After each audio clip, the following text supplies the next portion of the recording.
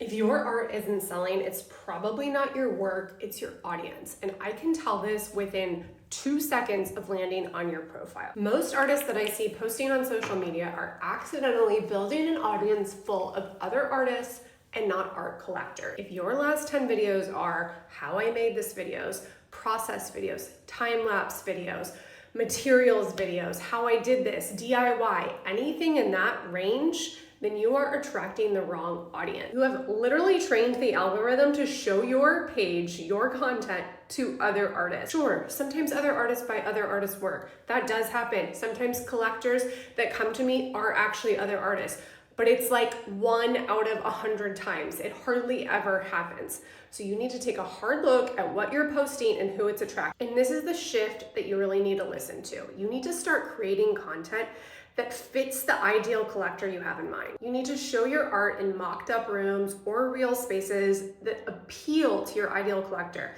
If your art fits really well in a modern space, you need to be using ChatGPT or Canva or photographing your work or videoing your work in actual modern spaces. You need to ask all of your collectors who have your pieces for videos of your work in their spaces. And if it fits your vibe, you need to share it as much as you can.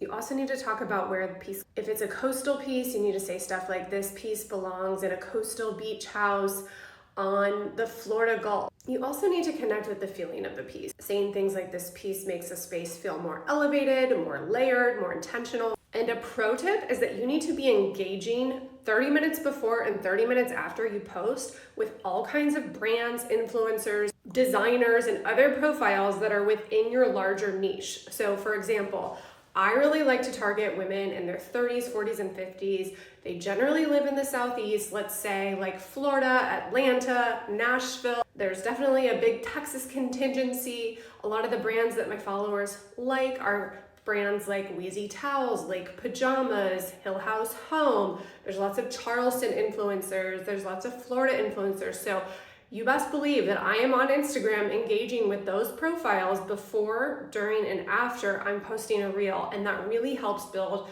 community, it builds an audience, and it positions you as an authority within your niche. Just remember, your job when posting on the internet about your art is to sell more art. It's not to give away your trade secrets. It's not to attract more artists to your page. It's not to build friendships. It's to sell more art. So think about it through that lens the next time you go to post. If this tip was helpful, hit the follow button for more.